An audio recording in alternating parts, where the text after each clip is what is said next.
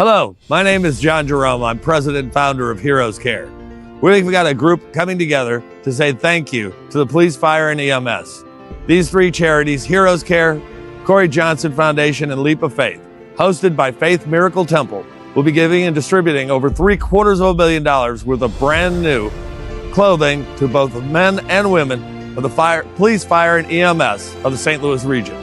In honor of our great friend, Roy Gillespie, we're putting on this event to honor him and to honor the sacrifices made by those departments. We ask you to come on out, say hi, say thank you.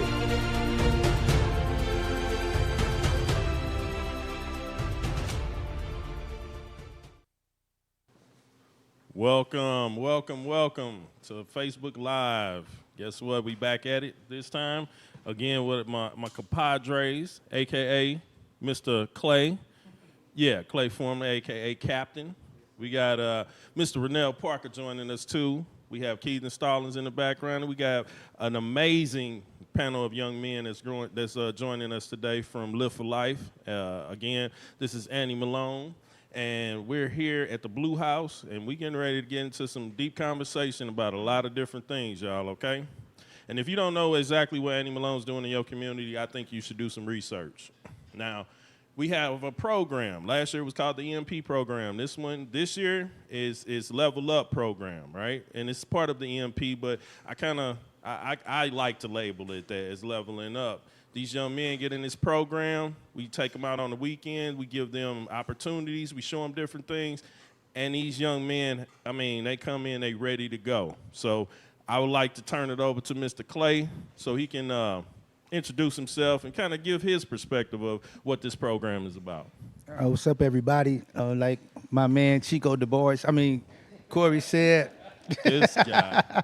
This is my guy. This guy. They call me the captain of Clay. I'm a police officer and also work here at the EMP program with these amazing young men that give me life every day. Man. I mean, that's just real spiel. Like, you all don't understand how much you give us life, man. Right? You all are amazing. You have people that love you. You have people that care about you, man. So don't let anybody tell you anything different. Nothing. Huge shout out to Keisha.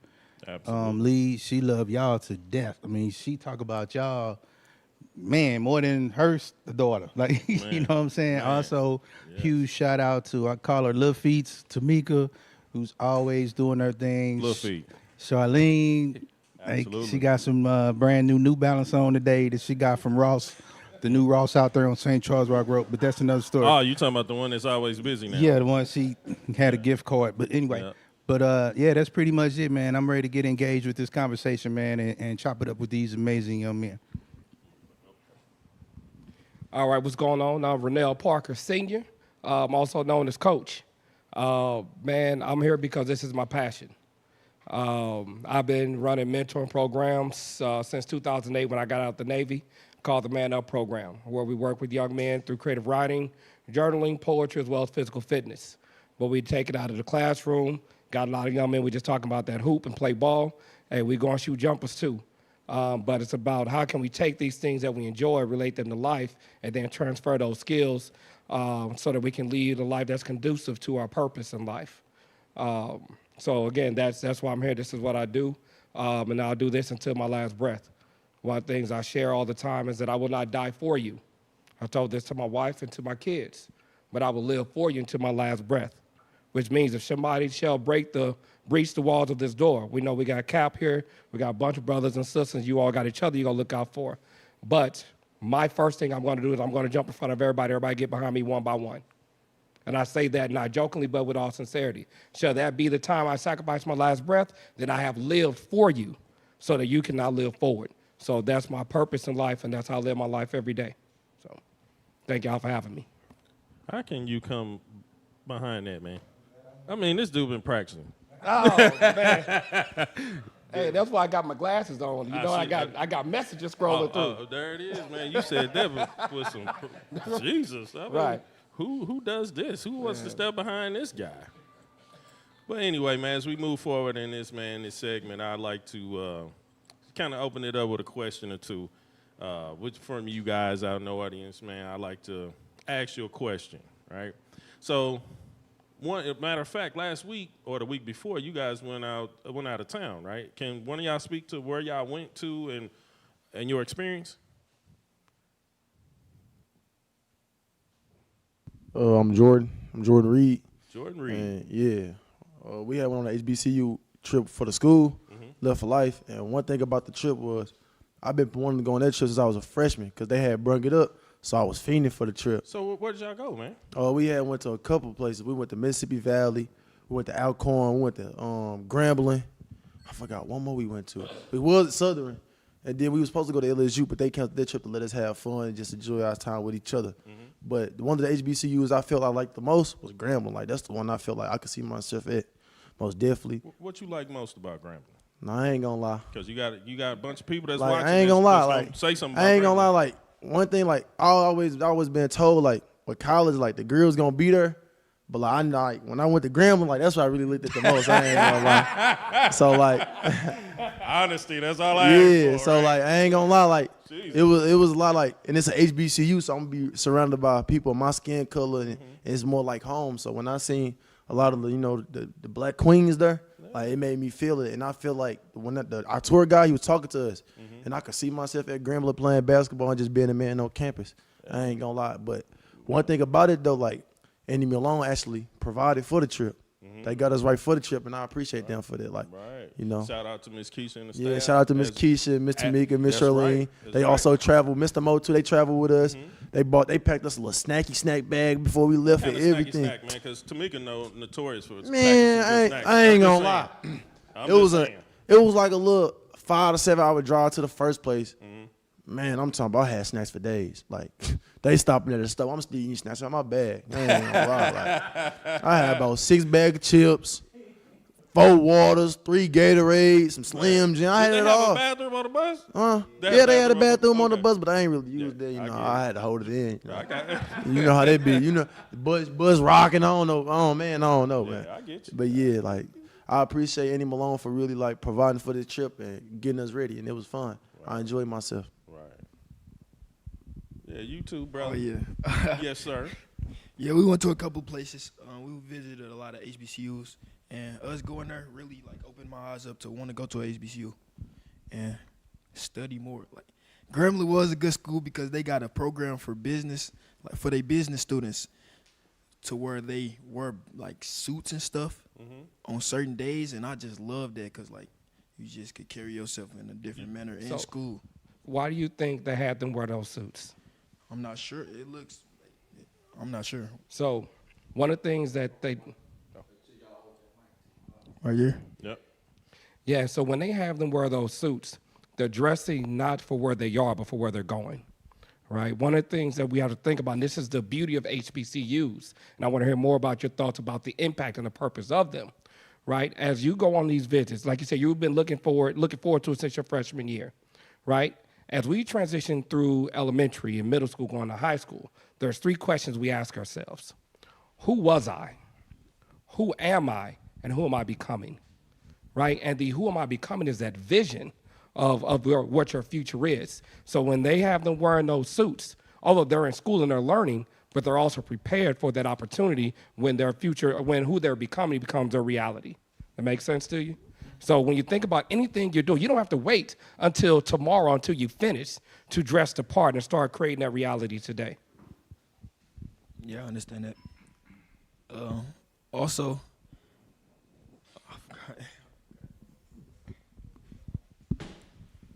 my name Mario Thurman. The HBCU trip, it was excellent. You know, like you said again, thank you for Andy Malone getting us right. You know, like he said with the snacky snacks, yeah, they was stopping. I'm like, I'm not finna spend no money. I still got extra snacks. It was getting to a point. People was like, let me get some of your snacks and all that. Like, that's how much snacks we had, waters we had out there and stuff. But like the HBCUs, I had my 2 favorites, and I'm choosing from one. That was JSU and Southern. JSU because, you know, it's a lot of lift for like people that it was in a program last year that took us there. So we like had a tour, but we had like a more tour with them. Like they took us around. Then, you know, I was looking at the band. You know, I play drums. Like that's what I do. Like, I'm a beast. Like, I don't think nobody can mess with me if they step foot in front of me. Like, you know. So, no, like, I know so. Like, that's what I'm talking about. I like that. So, that's like, when, I was looking at the band, I already knew JSU had a good band, but I'm looking like, man, I come out here, they about can't handle me. This ain't. So drum line, ain't it? This ain't nothing. But Southern, when I went to Southern, I'm like, man, this not where I'm going. Like, I don't care about Southern. Then our tour guy, like, he was talking to us like for 30 minutes about the bands and the music. Like, yeah, we got some of the top best people. And I'm looking like, you don't got no top best if you ain't come over here and see me and all of that. Like, you ain't. So that was catching my attention when I was talking to him. He like, yeah, do the I'm like, I don't gotta read the music. Like, just tell me what y'all playing. I catch on when the trial come out. That's all. So I'm going to school for criminal justice. So Southern, they got a top criminal justice program too. So I was also looking into that too. But I most definitely see myself at JSU or Southern, cause at JSU it was like it was finna rain or something like that. As soon as we step foot on campus, oh son, you see everybody. I'm like, yeah, this my type of environment. This my type of school. Like, all the people that was around there we was talking to, like, they cool. Like, they was telling us how it was gonna be. Like, we saying for ourselves what they talking about. So I was thankful for that opportunity, but not that opportunity. If we ain't had any Malone, we probably even did some of the stuff we did out there that we ain't have to pay for, like other people have to pay for. So it felt good out there, experiencing the college life, what we gonna do in life, who we gonna become, like you said. So it was an all great experience going out there, though. I want you to keep that confidence, young man. Like, keep that. I mean, Deion Sanders says all the time, don't let my confidence irritate your insecurities. Woo. You feel me? So don't ever lose that, right? My name is James Harris. I'm a new student here at Live for Life. So all of this was new to me, but with that being said, though, I had a very fun time. I usually don't get out the house a lot, but I think I needed that, and it was just an eye opener for me. And again, thankful for Anna Malone for paying for stuff, certain things we didn't have to pay for, and they really did help us a lot, and it was just a fun experience. But I only liked it one college. That was JSU too. I liked the environment, it just felt welcoming, and I feel like there'd be a school I would go to, but I haven't made my final decision yet on what college I want to go to, but that's a good option for me. But yeah, I loved the trip. It was a fun experience, and I'm very, very thankful for Annie Malone. They do a lot for us, but that was really big for them, for them to pay for our stuff, and I'm grateful for them.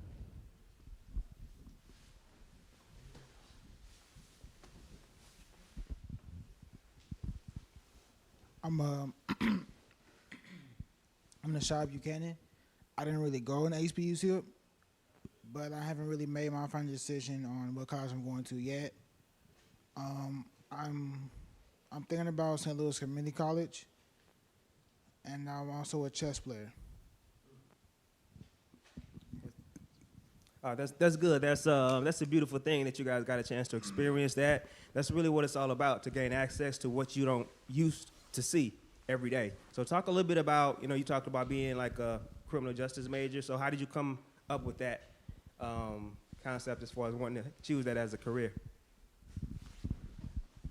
I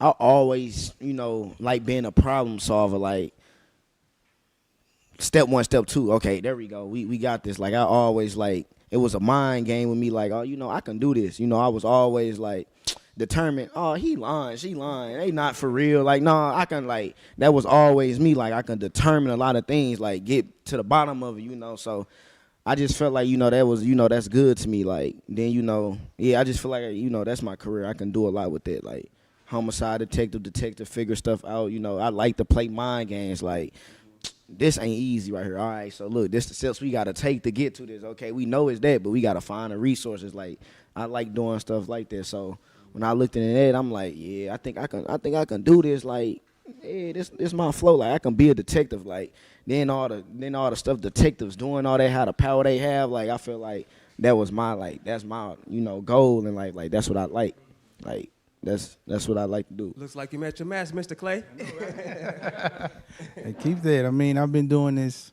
I've been a police officer 26 years. So I love the fact that you want to get involved, right? Because so many people say that the police department doesn't reflect the community, right? Well, we need folks to get in the game, right? So if we're not getting in the game, we can't reflect those cities, right? Get what So you're saying. for you to do that, man, that's big. And just know people gonna come at you. People that you thought was your friend. Oh, we don't mess with him no more. Oh, he the police. Oh, he this or that. But that's not you. That's just your job. That's not you, right? So yeah, I'm 10 toes with you. Whatever you need. I got a question for you. So it's a hard route, getting into it already, like doing that little type of stuff. What some people is telling me, like, oh no, if you go to the army and then you do that, like you will be more successful, like you will have like the upper hand. Or no, if you just go to school, go to college, get a criminal justice degree or a psychology degree, you can just go on to police school and do it. Which route do you think that's like that's best for right now?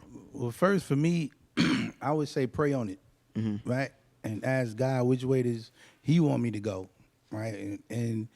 But for me, like you don't need a college degree to be a police officer. However, those really play a role when it comes time for promotion or for hiring. They'll look at that. So they'll say two people, okay, well, one got his associate's degree, one got his master's degree, or whatever the case may be, but you don't necessarily need it, right? So you can just go to school, you can be an explorer, you can intern, or you can hit 21, man. Let's get involved with it. So I would say pray on it. Do a lot of ride-alongs, do some interns with the police department, and then that'll kind of guide your steps on what you think is best for you. Thank you. So what are some other career choices? So actually, I'm going to reframe the question. We often ask the question of, what do you want to do or what do you want to be when we grow up? My question for you all to start thinking about is, how do you want to live, right? Because as we are introduced to more things, as we are exposed to more things, the perceptions of what we would like to do may change, right? So how is it that you all would like to live, right? So I challenge you to start thinking about what country, what state, what territory or province would you like to live in? How would you like to live as far as, do I want to live in a rural area where I got a house and a whole lot of land and my neighbor's down the road? Or do I want to live in a neighborhood where my neighbor is next door? Or do I want to live in a city area, in a sort of city area like downtown Chicago in a skyrise apartment, right? Because these thoughts also start to help us expand how to get to where we're going, right? Because the thing about it, every path is your path. Right? Like Brother Clay said, you pray on it, you meditate, you listen, so now you can make sure that it's the right fit for you. Because somebody else's fit, somebody else's design is not yours, right? So what are some other paths and directions that some of you others are traveling? I know for sure right now I'm going to college for sure, but besides that, I just want to have a house, a wife, and kids, like live a normal life, and make sure that I lead by example, because I am the oldest in the house. So make sure that I leave like with a legacy, like, and how I want to leave is that person that never gave up, always hardworking. Always true to himself and other people's.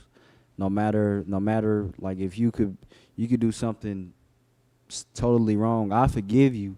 I might not mess with you, but I forgive you because Jesus Christ looks at us the same way. So I can't look at you a certain deeper way, and if Jesus look at me, you know what I'm saying, that type of way. So I try to look at everybody the same, no matter they flaws or nothing, because everybody got flaws. We all go through something. We all human, and nobody's perfect. So I just try to lead by example every day. Try to, just try to be that, like that big brother, or that big brother you need, or that somebody you can always lean on, somebody you can always talk to. So that's what I want to do. That's how I want to lead my life.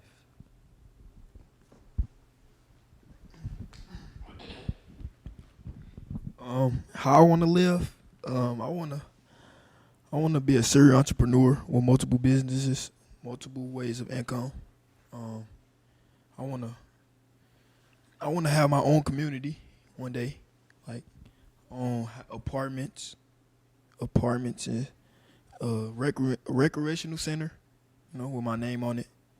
I want to I want to even like live in it, maybe like had a like biggest house on the block, like I want to leave a legacy. I want to live a great life. I want to yeah, that's really like I want to have a community, family, a strong loving family. That's how I want my life to be.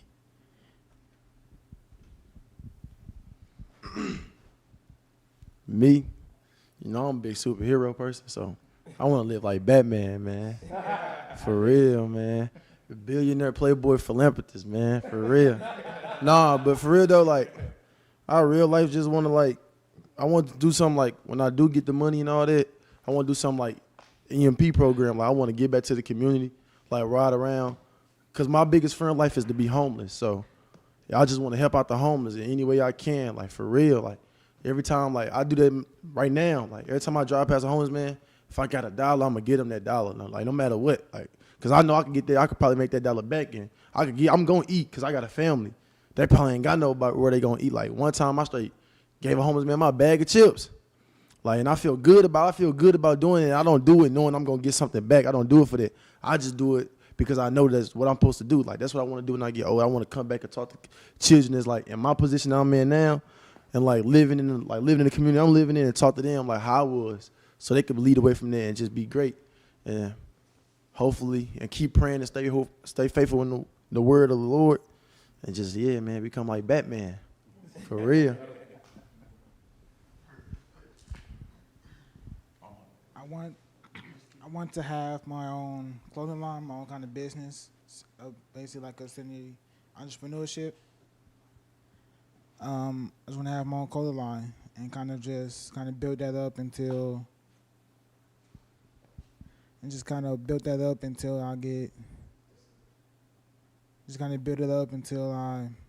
feel like it's a working business.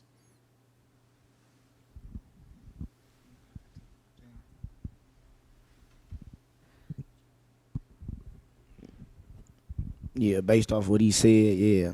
I just want to be the man. Like, I want my family to look at me, be like, man, that's the man of the family. Like, he did everything he was supposed to do to get where he at. Like, he did all the hard work. Like, it's like what he said. He wanna have wife and kids, have a family. I mean, that's the best option to go. I mean, I got taught. My father told me don't make more than one household. Like, it's gonna be too complicated. You got thrown off balance. But yeah, I want to do a lot. I want to do a lot of things. Like, I want to be a musician, like big time musician. I want to be a detective. I want to be all that in one, like detective, musician. I want to own a couple little properties.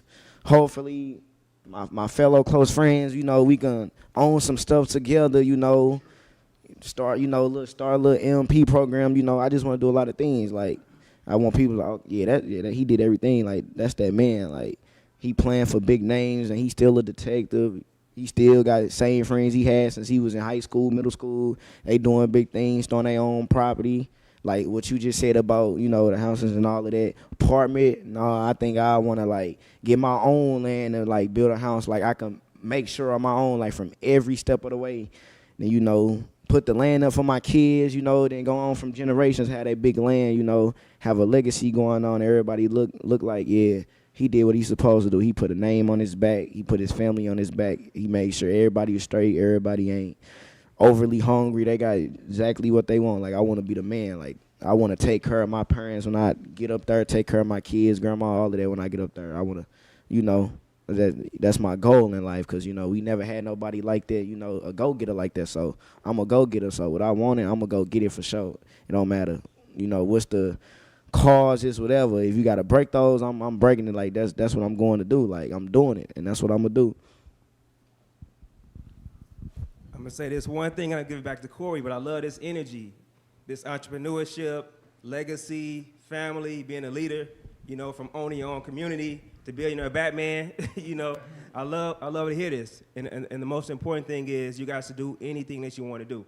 And you got resources here, you got connections here to make that happen. Travel as much as you can, because one thing that does is it exposes you to other things outside of your immediate community. I know when I was coming up, we went to Atlanta for this party that I want to talk about. And a lot of my friends ended up moving down to Atlanta and Nashville and Memphis just because it was a different environment. They saw black people owning their own businesses, having big houses and land, and it just changes the whole perspective on life. So keep dreaming, and most important, activate those dreams. And please, please, please, please, please, use your connections. Use the connections that you have, these networks that you all are a part of, whether it's Mr. Korey or Tamika or myself, or these two gentlemen. Like, we know people, right? You know that old saying, it ain't what you know, is who you know a lot of times? Man, y'all know so many people, y'all don't have no idea. Use that, right? It mean a lot when you can say, you know, hey, can I get a letter of recommendation? Oh, no problem. Oh, you getting them from CEOs and chiefs of police and all. Man, use y'all connections and networks. I promise y'all, it'll make that path easier for y'all. Tell y'all what, man, networking is huge, as he said. So my son is currently living in Barcelona, Spain. He's playing soccer and studying for his coaching certification. Well, he got to Spain because he went to Italy in 2023. He was there for about 3 months, but he made some connections with some folks there. So he came back to the States 2024, went back to college, and the coach that he met that respected him for not only what he did on the field, but how he carried himself off the field, created another opportunity for him. But one of the things I always told him and I always told my daughter, the world is your playground. You're not restricted to 64, 44, 55, 57, 255, 270, 370, 72. You know, I-85, you go down to Atlanta, the skies is your streets, right?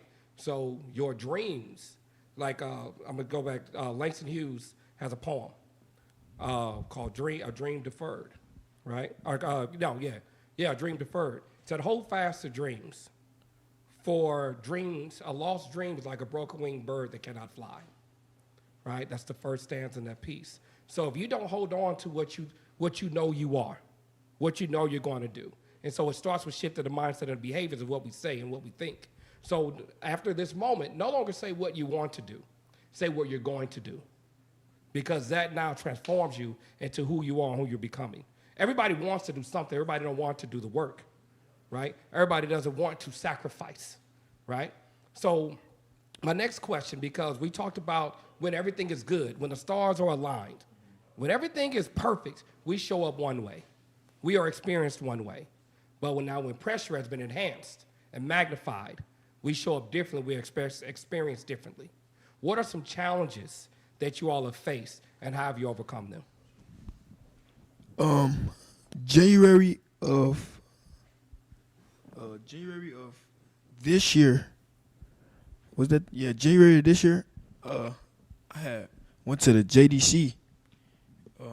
That was different for me because I grew up trying to stay out of trouble. I never got in trouble in school.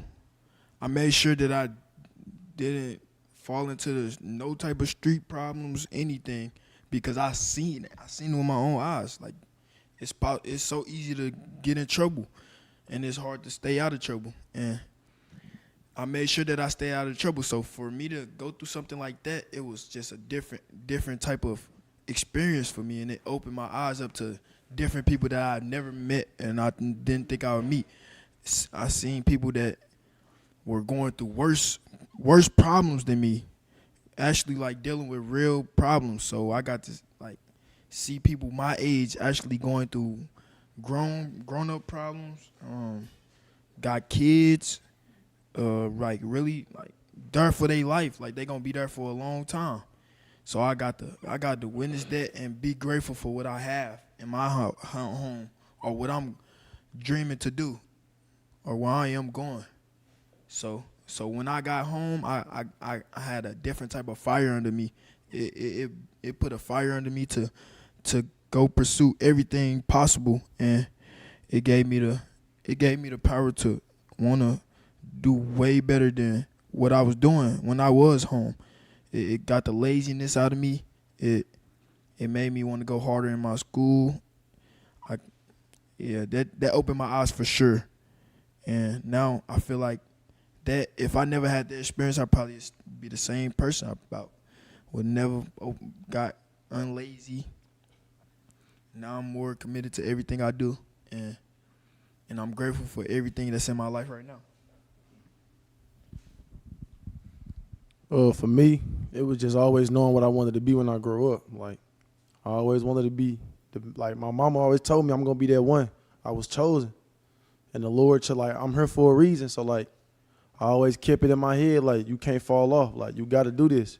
Like, I'm the youngest, so I got to do something. I got to show the family, like, I'm the one for real. Like, this me. I'm going to put us on. So, like, just keep my head on a straight path. Like, no matter what, stay faithful. Hey, just stay faithful. Keep going, man. That's all I can say for real. Like, I ain't really never been in trouble. So, like, I never been in one type of get in trouble. I always avoid it, no matter what. I don't like putting myself in them positions if I feel uncomfortable. That's not me. Like, and I surround myself around the right crowd. For sure. Like, yeah, that's all I can say for real. Yeah, don't think in terms of it just you being in trouble, right? But think in terms of challenges and obstacles that may come, because you will be challenged. Heavy is the head that wears a crown, right? And if every day is a sunny day, then what's a sunny day? So now you have to also prepare. I like to call it premeditated winning, right? No matter what may come, there's always a lesson to be learned, right? So even I may shoot 1,000,000 shots, right? If I miss that one shot, I'm not defeated, but there are some that are, because they have not bought into the repetition of being mundane and being boring. They only want the excitement. They only want to focus on the makes, not the misses. Because in the misses is where I now fall back to my discipline, right, and trust in the technique of what I practiced on, right? So be willing to be tried, and be willing to be tried again. That's where the power comes in, right? The mindset stays the same, but willing to fall, willing to stumble is where your true identity shows up. Because your identity doesn't necessarily show up when everything is great. Who you are really reveals itself when things are troubling for you, when things are uncomfortable, right? So can you be comfortable with being uncomfortable? And that's really where you start to navigate and break through your ceiling, not reach your ceiling. We don't care about reaching our potential.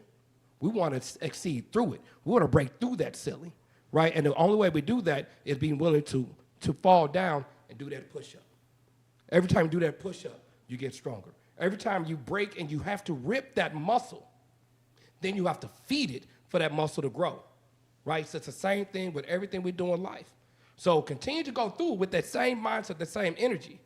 But if you see a bump in the road, don't be afraid to hurdle it, to dig under it, or to go around it, but don't avoid it. Make sense? Yes, sir.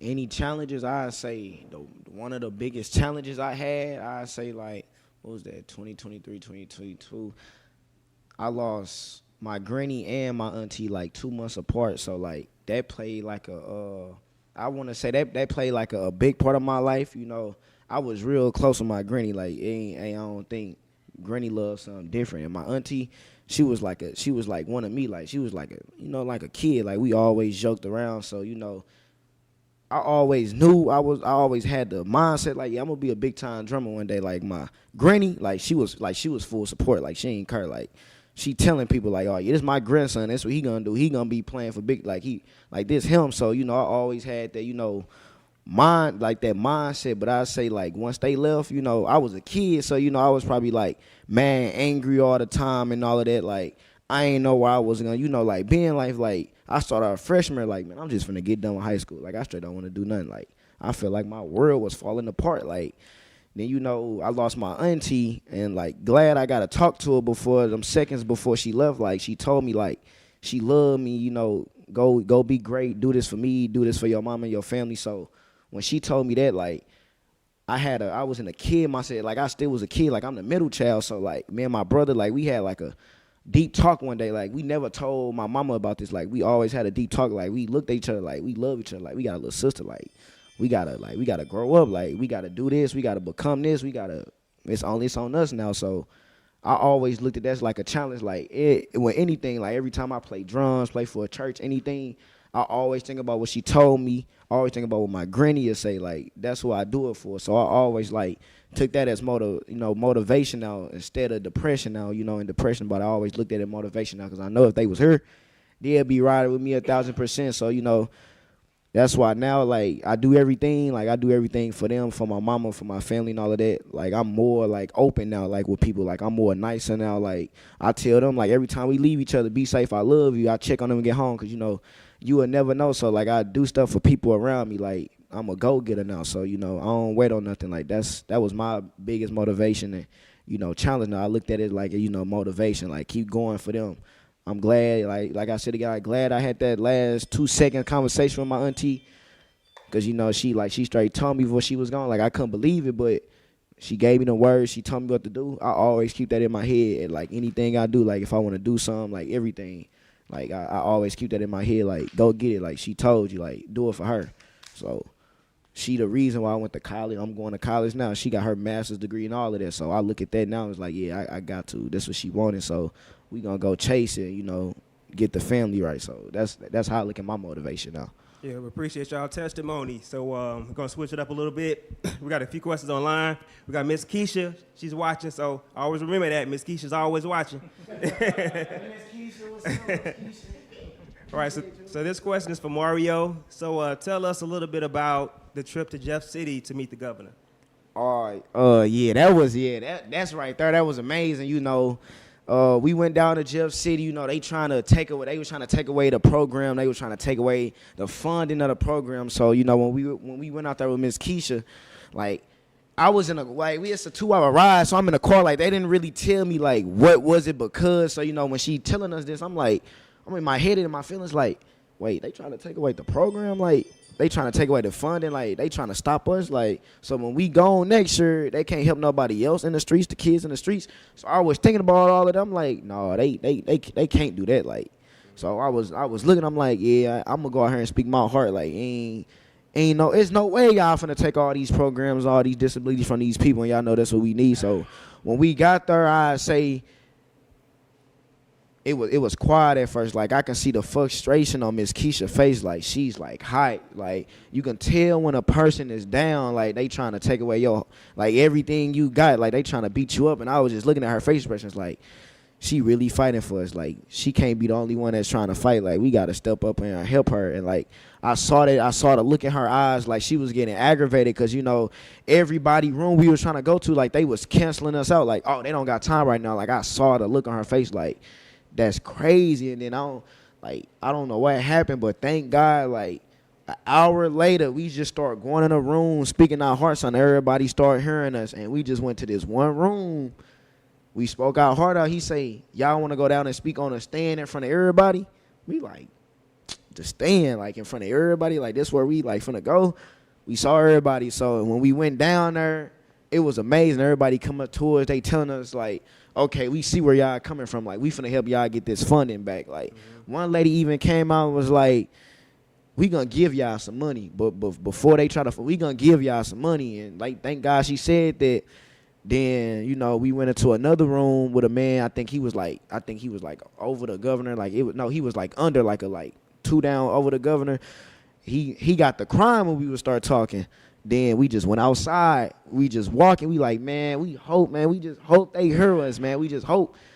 We ran into the governor right there. We ran into him. Miss Keisha was happy. She jumping up and down. She shed a little tear. She tried to act like we didn't see it. She tried to dish it off, but I saw it. I just ain't tell her yet, but I saw it. I saw the little tear.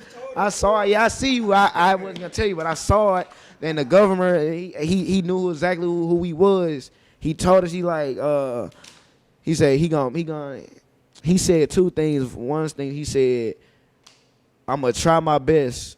Then he looked back and said, I got you. I'm gonna try my best to get you in this program. And she was looking at him like, you wrote this for me. Like, you helped me make this program. Like, you can't just take it away.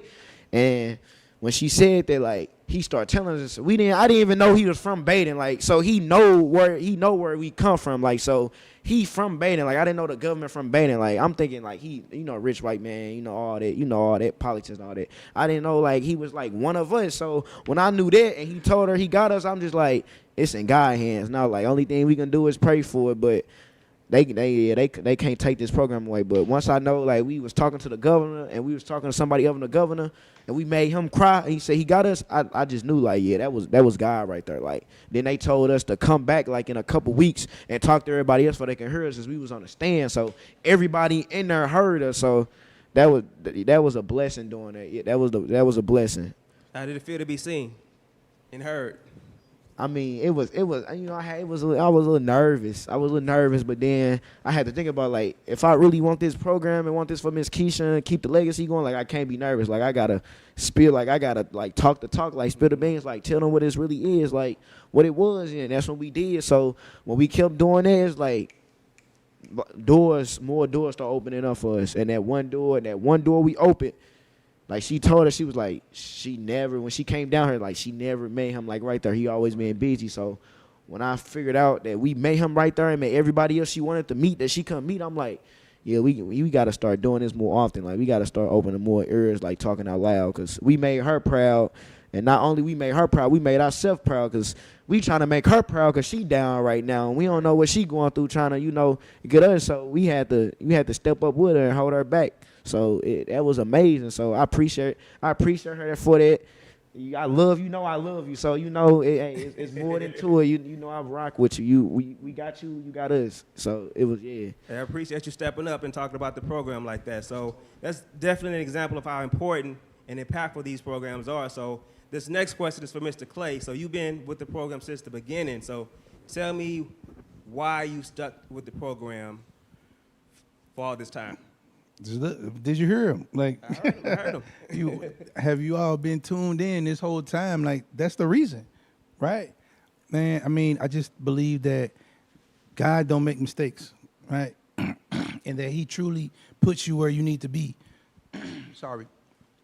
And I have sons, and I see my sons and you all, right? Like, when you all hurt, man, we hurt. Bro. Like, that's real talk. I had a friend of mine, he's the chief of police now, right? And one night we had a call for shots fired. That's really nothing. It's kind of like an alarm, right? We just show up, nothing's happening. When we show up, he was first, and so he's crying over this body, right? And then we ask him, and it's his son, right? So he was the first to respond on the scene where his son was killed, right? So I've been on calls where some officers have cried because there was a young man that had on the same pants that his son has been killed, and it triggers him, right? So I just believe that God has a calling on my life to do this for young people, right? And somebody helped me, and so I want to help you all, and that is my mission, that is my passion until the casket drop. Like my man here said, man, anything that y'all need from me, like, I promise you, like, we are here for y'all. So that's why I say you all have people that love and care about y'all. Don't let nobody tell y'all different, man, because there's so many of you guys out here that you think you have partners or that think they have partners, but as soon as they get in trouble and we get them back in that little room, hey, man, hey, on God, dog, keep it on my mama, bro, it wasn't even me. It was like, but then in front of y'all, man, I ain't even say nothing, dog. Like, nah, I would never. Now, you never know who your partners are really until something happens, right? So all that loyalty, all that, man, you all live your life, man. positive in a positive way, like you said, whether it's giving back, you know what I'm saying, whether it's being a police officer, you're going to get all that, man. I mean, I got all of that as an officer, right? Like, I would just, like, me, people that know me for real, like, I don't even have to know you. I'll just come in the room and start joning, like, man, your head big, like, where your mama at? Like, whatever the case may be. But I would come in rooms and people would just get up and leave or say, F the police and all that. I'm like, damn, I ain't even do nothing. Like, you know what I mean? Until one day I talked to my mother, and my mother said, you know what? Get people to know you, right? Get them to know you and how would you represent, right? Because that's what they're mad at. And once I start doing that, man, all doors start opening for me. Relationships start getting easier, right? Because I knew my purpose, and I knew that us as officers, we should be guardians and not warriors, right? Do y'all know what I mean when I say that? We should be guardians, which means we should look out for people and look out for you all, and not, my mindset is, ooh, let me wake up and see how many I can lock up today. Let me see this or that, right? If that comes about and we have to do our job, we have to do our job. But our job should be to help uplift all you all in our community. So that's why I'm here until Keisha put me out or Lil Feet say I can't work here no more, whatever the case. All right, great answer. So I got the same question for Mr. Korey. He's been with the program since the beginning. Does a lot of behind-the-scenes management, blocking and tackling, so I appreciate everything you do for the program. So can you answer that same question? Man, Clay summed it up, man. I mean, you guys heard the answers these young men give. This is why we believe in you. We're there. We once, at one point in time, been your age too, where, you know, sometimes adults forget that they was once y'all age, you know, and they kind of look at you crazy and all that. But I see myself in each one of y'all, you know, the good, the bad, and the ugly sometimes, you know. And that's why I'm here, man. Seeing you guys elevate, it just gives me more energy to come back. You know what I mean? To have these conversations, to invite brothers like Clay, Rennell, Keithan, Devin. It's so many people. Y'all have no idea some of the people that you met already that are in positions of power that can change your life in a matter of seconds. They can. And I'm here to tell you, man, this is what I love to do, and I'm going to continue until Keisha put me out, like Clay said. Yeah, and it's good hearing that experience, because we never hear the experience of when you guys went up to Jefferson City. I'm glad that you were able to witness that, because it is true. Funding is getting cut tremendously.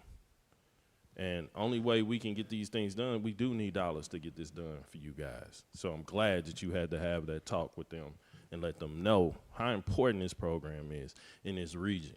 So thank y'all. Most definitely. And I can answer that same question. So It's pretty much the same thing. So it's about love for my community and love for y'all. Like Korey said, I see myself in y'all. I see my son in all of you. You know, and so I really appreciate you guys being transparent and, most important, vulnerable, like telling us the problems that you have, because closed mouths don't get fed. So it's really important during these weeks or months that we have left that you communicate exactly what you need from us so we can know how to help you moving forward. I do have a question, unless you wanted to go, bro. So I do have a question for you guys. How could we as adults better connect with the youth, right? So, for instance, most of us deal with the youth all of the time, but a lot of people don't. They'll just see stuff on social media, right? Or they just see you guys and automatically stereotype you all. But like when it came to, what was that, last week when they implemented the curfew in the city because they felt like the teens were out of control and you guys just don't know how to control yourselves. So what could we do better as adults to try to combat that? And what can you all do better as being the youth to where they don't even have to do things like that, right? If y'all understand what I'm saying. I think like our community, we are very misunderstood. We be judged first, like they don't look at us like look at our background and what we got going on, or what we got to take care of, or what's hard for us. So I say if the world would just gave everybody a chance and um, had welcoming open arms to everybody, I think that wouldn't be an issue.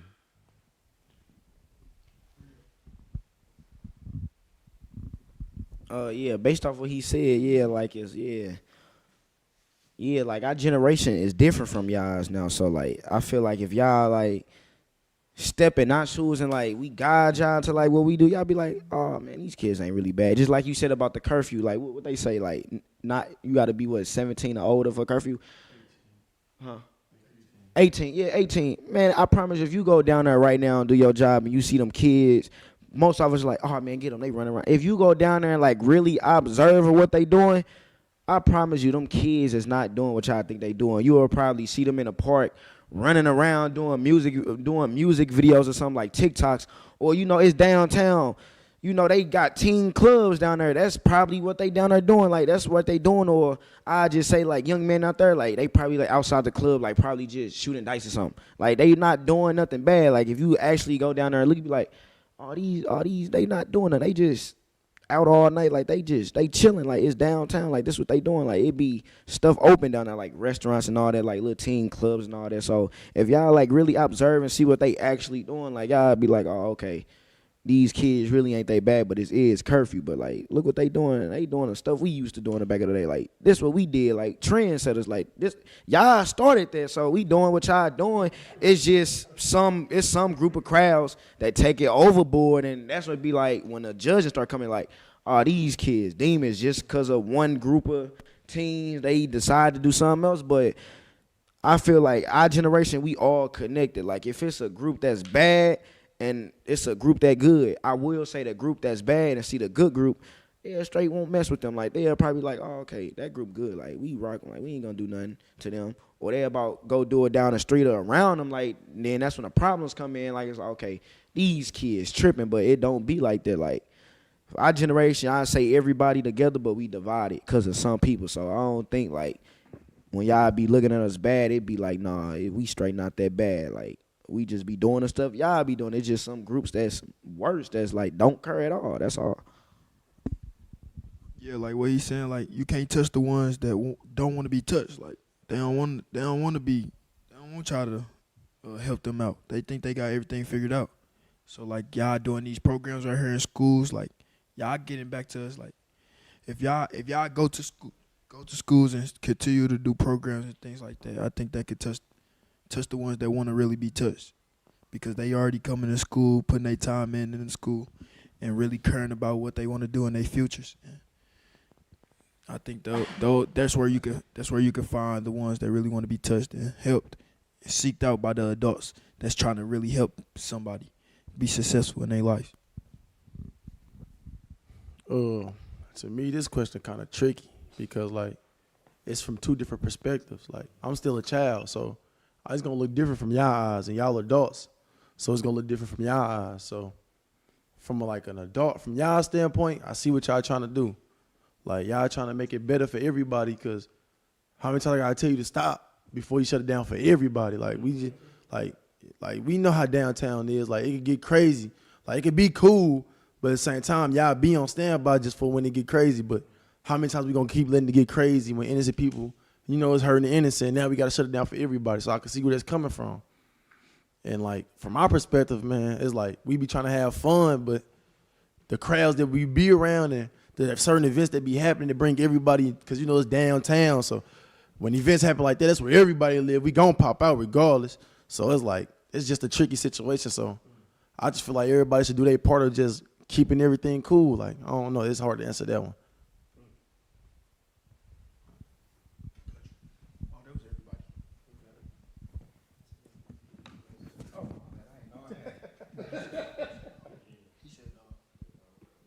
Yeah, so you brought a very interesting point up as far as like some kids, they figured it out, they don't want no help, they think they know everything, and then some kids, they invite you in and they'll accept that mentorship and guidance. So my question to you is, how can we break through sooner? Because even though we have a great relationship now, sometimes when we have groups, like the first couple of weeks, couple of months, it's kind of like everybody got the poker face and won't really let us in. You know what I'm saying? So how can we break through sooner to let you know that we down for you and not pretending? You know what I'm saying? I don't know. I think vulnerability came from my household. So like I'm very open, and I personally know. Well, I personally can feel how I want to feel and say how I want to feel. So I'm not scared to say that I need somebody or like I don't even know how to explain it, but vulnerability is definitely big. You got to teach that early, cause boys don't get taught that often, and I got raised by my mama, so that's why I got it. But I got friends that's not vulnerable enough to tell how they really feel for real, and it's for me, like, it's just bringing people around me that I can relate to. Like, there's one thing I can say MP did for me. Like, I got a couple examples. One in this room, Mr. Cal. I straight mess with Mr. Cal. Like, when he first came around, he taught me, he told us the real, like, yeah, you know, I had a little history, but I'm here for y'all. Like, this is what we gonna do. Woo, woo. And every time we come here, come spend the night, I always see what's up, Mr. Cal. Like, what's the Cal? Like, how you been? Check on his mental, everything. Because, like, his people, like, he came from them ways, and, like, he made it out. He making the way. Like, Mr. Cleveland, Mr. Mo, like, all, like, them telling us some stories and how they rose, like, was raised and stuff, and how they grew up and how they changed. Like, that made me look at them like figures, you know, inspirations. So that bringing more people around me that I could relate to, like, that's what helped me be more vulnerable to them and stuff.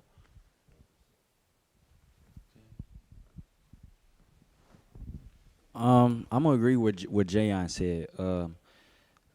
It's like a lot of people not okay with opening up, which is because like Jayon was saying, like, boys were meant to, if you get hurt or something, you're supposed to man up and hide it. I believe that to a certain extent. I think you supposed to express your feelings, accept it, and just move on, and try to get better every day, day by day. And I just feel like if you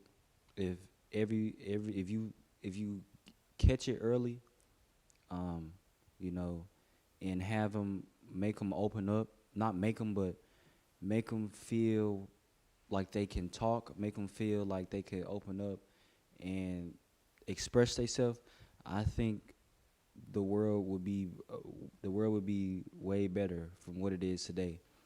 Because that's why I think, you know, like we was talking about the downtown situations and stuff, like the people that just feel like they got it all figured out, those the ones that really hiding depression from deep inside, because they go through it. And it's just like, everybody, they don't, like, people don't understand them until, you know, they're locked up or they dead, you know. And I feel like it could be definitely caught on early, like with this program, Annie Malone, because I feel like this helped a lot of teenagers, you know, to walk that straight path. And yeah, that's what I feel like, you know, that's what we need to do more, have more programs like this for teenagers and keep them off the streets. Perfect. So, I'll go ahead, Korey. Real quick, I just have one question, man, for you guys. What can the community do outside of programs to support young people like yourselves? the community. Yep. The community. Yep. To help teenagers. Like, where I live, like, you know, like, where it's like around the city all the time, you know, people like they hood day basically. Like, they stuff like that. Like, I feel like those little events like that for like the neighborhood, and just give it back, showing everybody that y'all here for them, letting everybody go around, have fun, play basketball, do all that. I feel like that's what's really gonna bring everybody together, and that's what could really help the most. Just hosting more events to bring people together, because you ain't gonna really want to be around nobody that don't understand you. But if you got a sense of understanding, a mutual understanding, and you know that they real, that's where you really gonna rock with them. Like, that's how it be.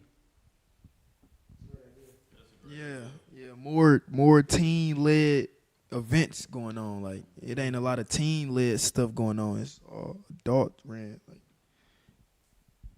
Yeah, I say what he just said, like more teen stuff. Like I know it start with child, but sometimes it start with us. Like sometimes, like people gotta throw stuff for teens, and we gotta rock with each other first. Then we rock with child first, cause it be some people like, man, I'm not messing with him. Like he don't know me. Like it be some people like that, but sometimes they don't need y'all first. They need us first to get through y'all. They need to get through. We need to get through them for y'all get to them first. So I feel like, yeah, like more teen stuff going around. Like we need to start connected to each other first before y'all step in. Cause if y'all step in first, they probably just gonna be like, you ain't my daddy. Like what you doing? Like, boy, I don't trust you. Like you don't know me. But I feel like sometimes, hey, brothers need a brother. Like brothers need some new brothers to guide them. Then maybe they'll look and be like, okay, he guided me.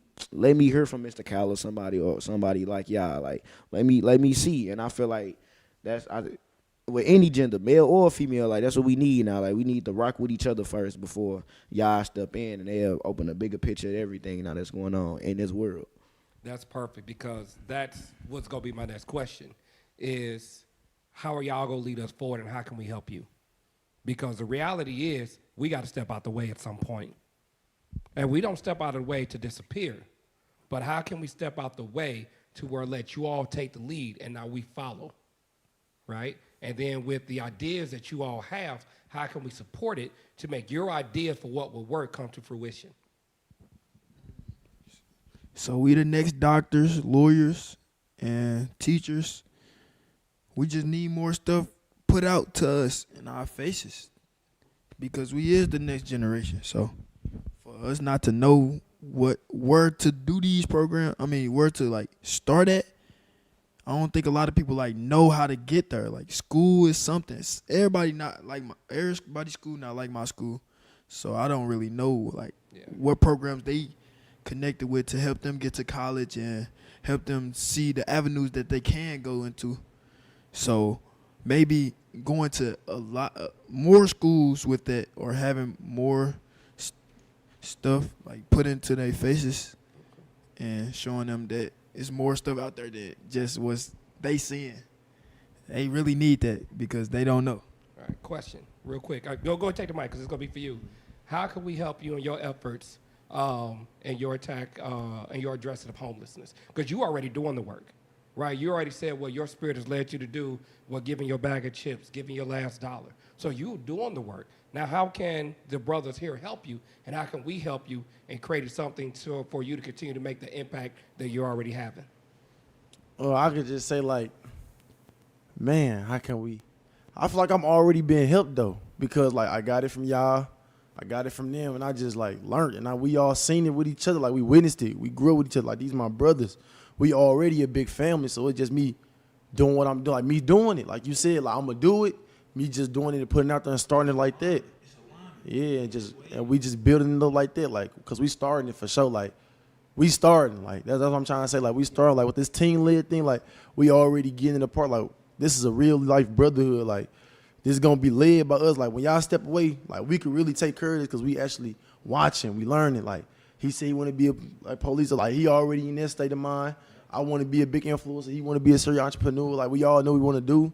We still brothers. We gonna rock with each other regardless because it's been like this, a sandbox. Like, man, I don't know. Like, I just feel like we already doing it. So we already doing it. So it's just gonna take time. We keep building up, keep practicing it. When them hard times come, we just gotta stay faithful. Keep our head through it. Run through that barrier. Don't go around it. Go through it.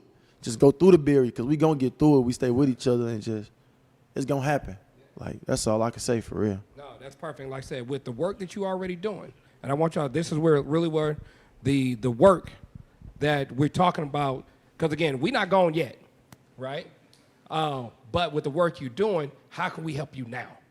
Not waiting till you get there. You can start the ride-alongs now, or call Captain Clay now, right? Like I said, I got a tub in my car of chips and granola bars, stuff like that. I'm gonna give it to you, so next time you see homeless, you can keep that in your car. You always got something to give. Right? So this is what we're talking about, doing the work that we're doing now, right? And how can we continue to do that work now to where that builds as we continue to grow into who we're becoming, but we're doing that work now. right? So now we're thinking about what are the actionable tasks that we can do today, right, to make these things continue to happen and to make them grow. And it doesn't matter who's watching, what cameras are there. We don't care about any of that. All we care about is the work. And like I said, because y'all already doing it, we want to make sure that y'all can now step on our backs and our shoulders to continue to elevate to get you there.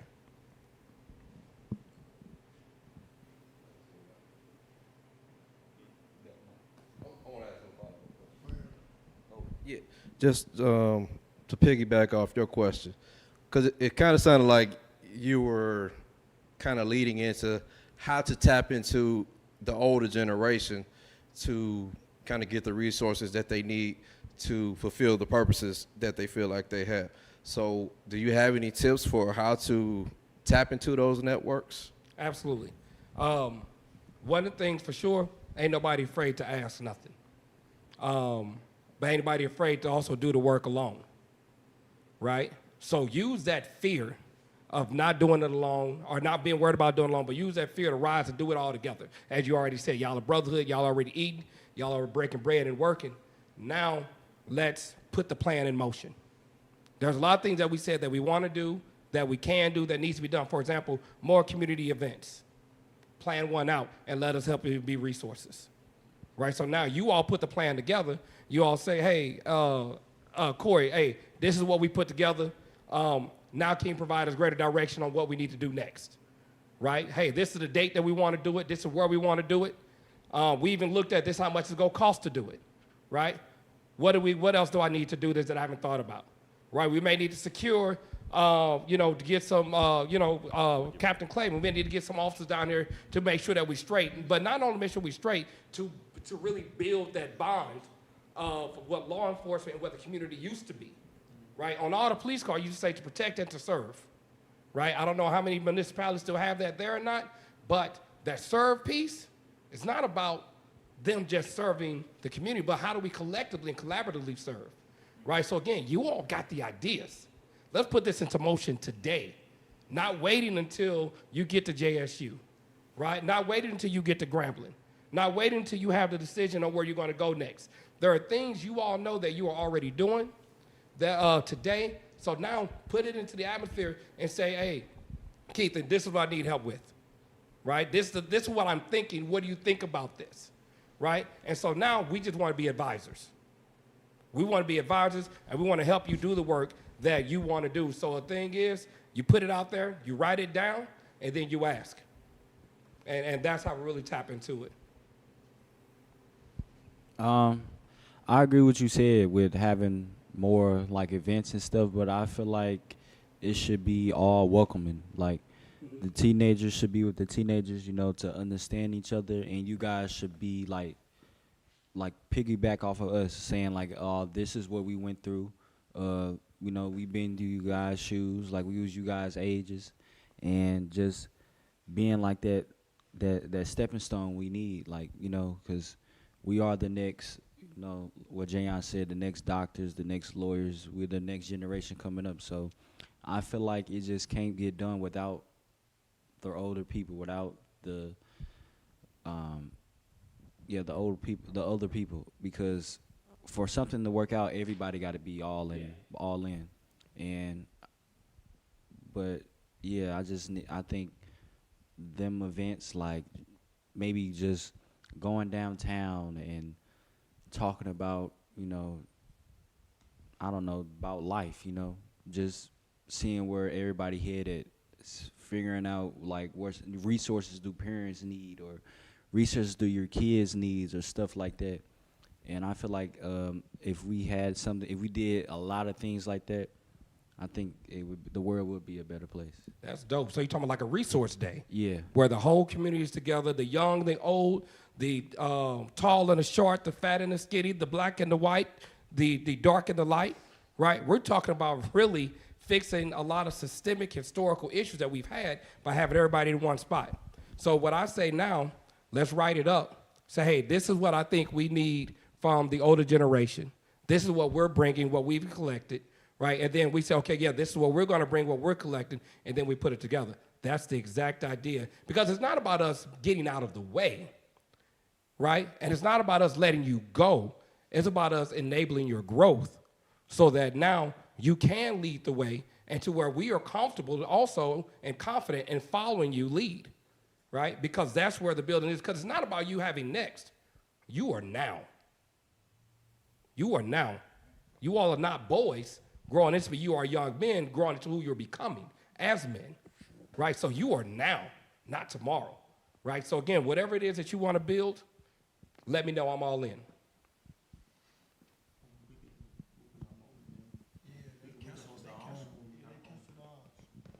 Yeah, like what he said. I mean, I feel like it's just a simple stuff like that can happen. Like, go out and rent a park, and then everybody in the community come out barbecuing and all of that, security, all that.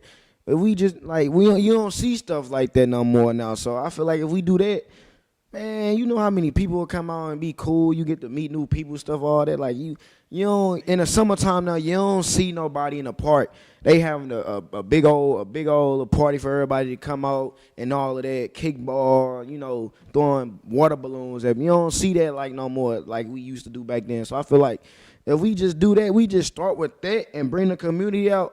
We can have so much stuff going on for us. Like, and I feel like now, like the older people, they like, man, I'm not finna tell these young people what to do. Like, it got to start with somebody, then we can help them. Like, that's how I feel like the older people looking at it. But now that we talking about it, I feel like that's all we need to do. Somebody rent out a park, invite everybody in the community, just come out, chill. And I feel like they'll be like, that's all we needed for real. Like, that's all you need. Old people, everybody, to hang out with each other. Like, everybody. That's all you need now. Like, it's just simple stuff. Not even the hard stuff around it. It's little simple stuff. Like, that's all. Yeah, that's what I'm saying. That's all.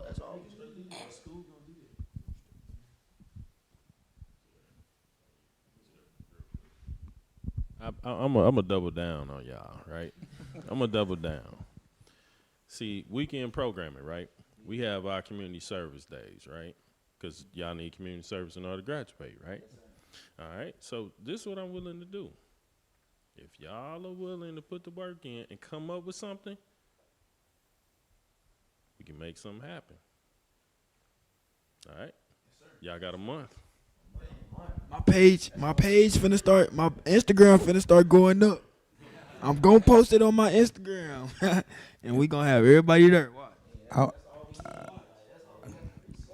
I want to challenge the older folks too. And I mean older, just older than you all, right? So if y'all out there listening to us, I challenge you all to engage with these young people. We can't be scared to engage with them because real spill, y'all, a lot of these older people are scared to engage with you all because of fear of what may happen, right?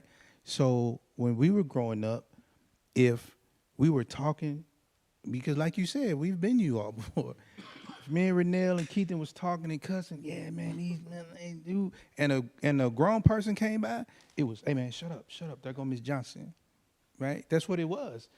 Then Miss Johnson go away, we right back to doing what we do. But now is if we talking and cussing with the younger people and an adult comes by, it means nothing. They keep right on doing, and it gets worse, right? And just imagine if that was your mother or your grandmother, right?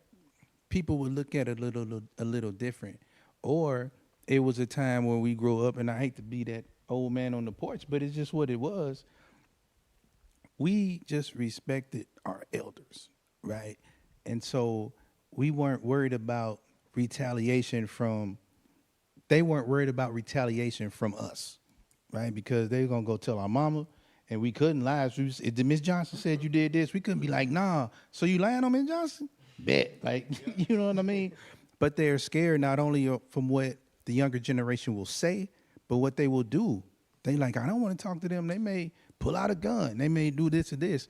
So I challenge the older folks to engage with you all because that's not how it is 99% of the time. Like you all said, you got that one little group over here that may spoil it for everybody. So we got to get out of that, man, I'm not going to say nothing because if we never say anything, then how do we expect anything to change and to bridge that gap that is nowadays? So I challenge y'all, let's get it together.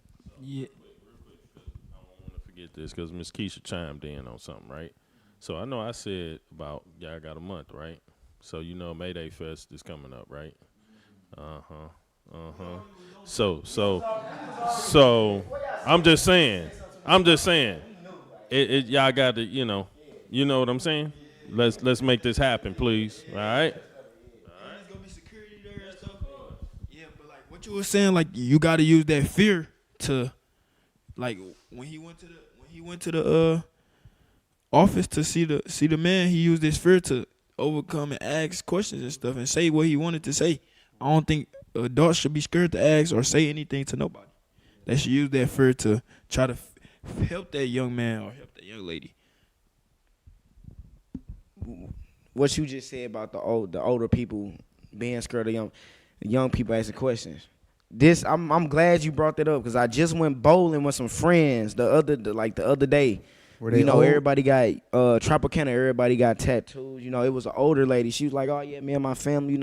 We coming down. We trying to see like where you went on a pay."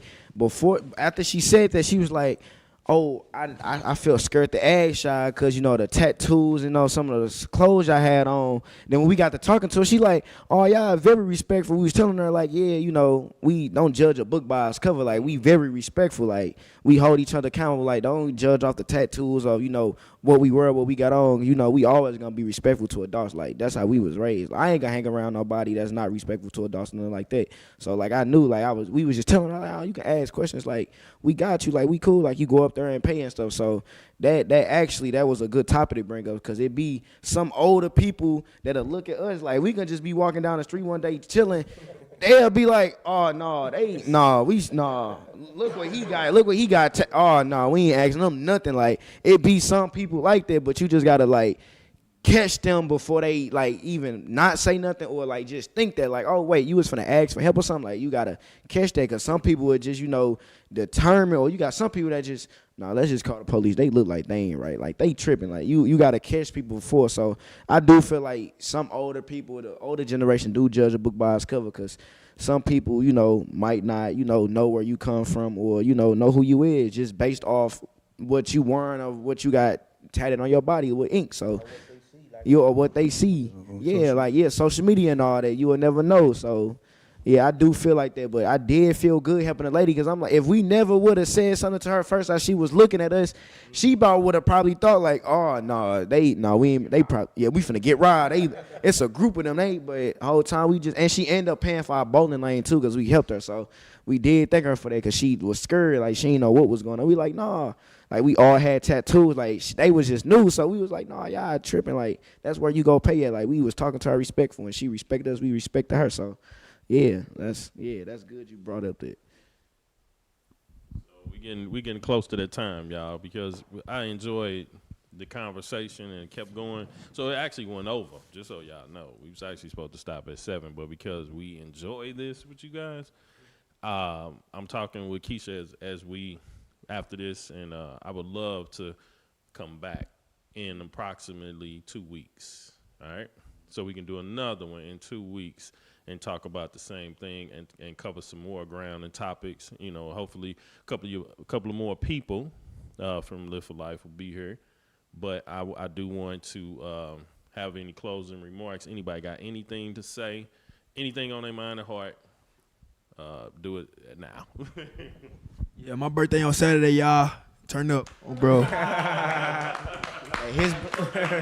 His birthday on Saturday, mine next week on Friday, so we turning up.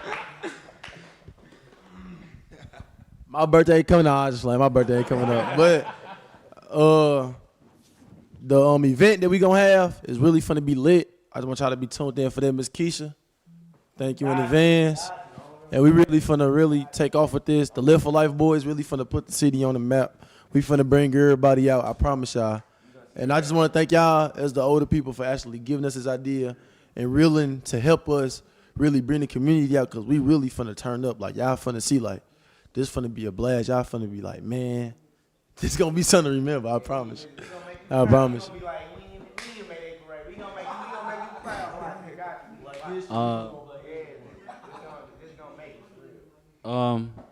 I agree with Jay Reed. Thankful for all y'all, everybody that's here today, spending y'all time with us and getting us all together to come up with these ideas. And you know, we really do need you guys, because without you guys, man, we need some type of form of example. We need somebody to set an example for us.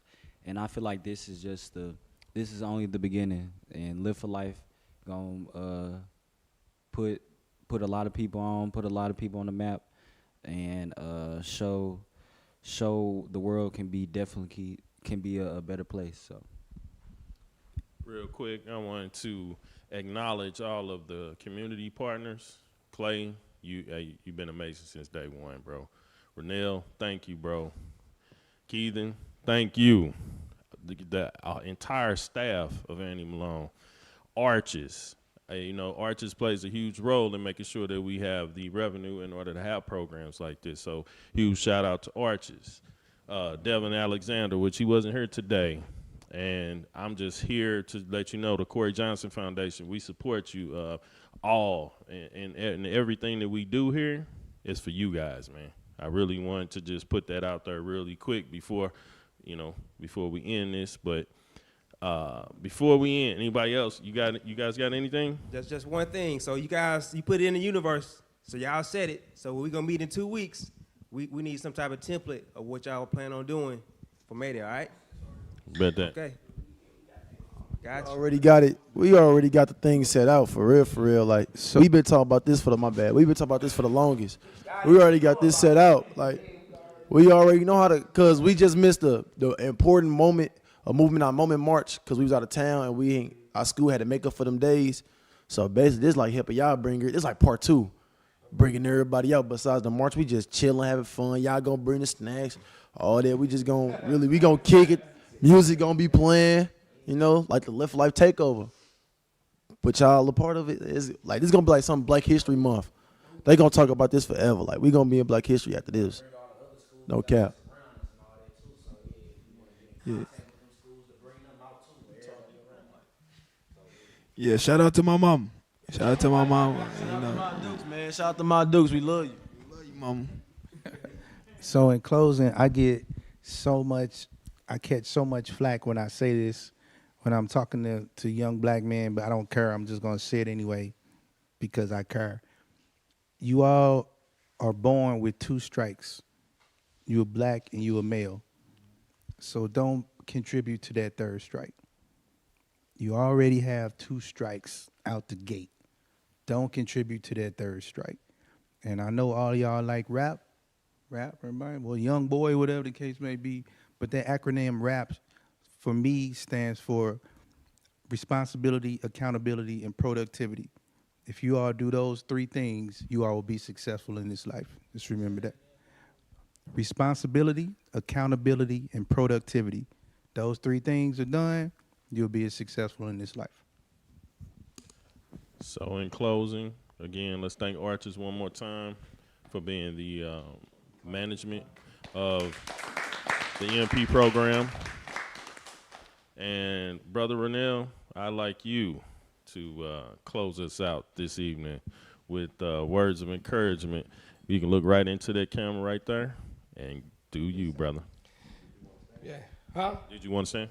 No, actually I might, man. I'll be pacing and moving and stuff. So look, look. So oh man, you all right? Y'all laughing. You might have heard. So I'm double deep braced up right now, man. I get knee injections every 6 months from playing ball, right? So believe it or not, I had a 41-inch vertical, measured my freshman year in college. He old. Right? Hey man, look, but the jumper ain't stopped working, right? Right.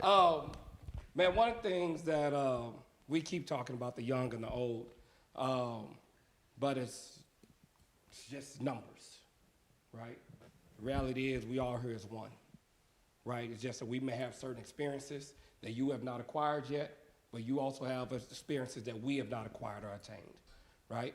So what I charge you with is don't just grow alone, grow together, right? Every time you walk into a space, leave it better than how you found it, right? But bring somebody with you. That's how we grow this, right? You got classmates at school that you may have been cool with when y'all was in elementary, middle school, high school, y'all may have drifted apart. Or you got new partners that you may have met during high school that you see they could need some bringing along, right? We got to grow together. right? One of the things that I believe is not about letting you all go as you all mature and you age. It's about letting you grow, right? And part of letting you grow is to make sure that you're not making the same decisions that I made that led to my own mistakes, because you're going to make your own, right? But you don't have to make the same ones that we've made, right? And part of that, one thing I believe is that nothing happens to me. Everything happens for me. It doesn't matter if it's self-inflicted, if it causes pain, or if it's caused by external influences, right? The thing is, there's always something to learn, which is why we call it premeditated winning, right? No matter what I do in life, there's something to be learned, right? So that means that I acknowledge what took place. I acknowledge how I feel. I think someone was just talking earlier about us feeling things, right? Because as boys, growing up, we were trying to outrun, outthink, out-hustle, outgrind the next boy. We're not asked, well, how you feel. We're asked often how you think, right? Or we heard big boys don't cry, get up, suck it up, man up, right? Well, God gave us tear ducts for a reason, right? So we're going to cry if we shall feel pain, be it internal or physical, but you got to cry through it, right? That's the thing, is about pushing through no matter what that is. And what we have the opportunity now, we have the opportunity to make such an impact with what y'all already been talking about, which is how aligned this is. What you all have already talked about, the blueprint you already have. Live for life by the lift the city, right? The obligation and responsibility that you have to carry this thing forward, and we just want to help in any way that we can. It ain't, look, my name ain't got to be on nothing. I can disappear, whatever you need. That's what I'm there for, right? Again, die for nothing, live for everything. That's where your legacy is. Remember, he said responsibility, accountability, and productivity. If you live your life like that every day, and you decide what you want your tomorrow to be, then when you lay down tonight, or you lay down tomorrow night, shall you not rise again on Thursday? You know that you lived a life to the fullest of your capability. That's something I challenge you to live your life with every day. Live a life every day, not according to time, because time will disappear. If you have an assignment due at 9 o'clock, 9 o'clock is going to come and 9 o'clock is going to go, whether you complete that assignment or not, right? Mm-hmm. So you don't manage time. You got to master your moments that time affords you. If you have a joke, something's funny. If you don't say it within the time it's supposed to be said, you wait 5 seconds later, it's no longer funny because you missed a moment. If you think about somebody, you don't call them. Next thing you know, they pass away. You missed that moment. You can't get it back. Master your moments, brothers. Master your moments. Live your life to the fullest. And if you shall lay down tonight and not rise in the morning, are you satisfied and fulfilled with the life you live today? Because today is all that you have. Right? So again, Annie Malone, thank you. Shout out to my Masonic brother, Claude F. Wise, Barry Evans, who is on Annie Malone's board.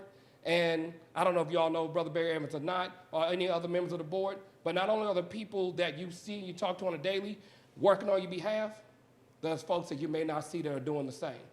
We know what y'all up against. This is why your voice is so important, because they don't want to hear from us. They need to hear from you. So, hey, I love y'all. You don't know me, but I'm telling you I love with all sincerity. Anything you need in me, I got you. Anything these brothers need, I got them. And Korey, I thank you for inviting me out. So, good evening.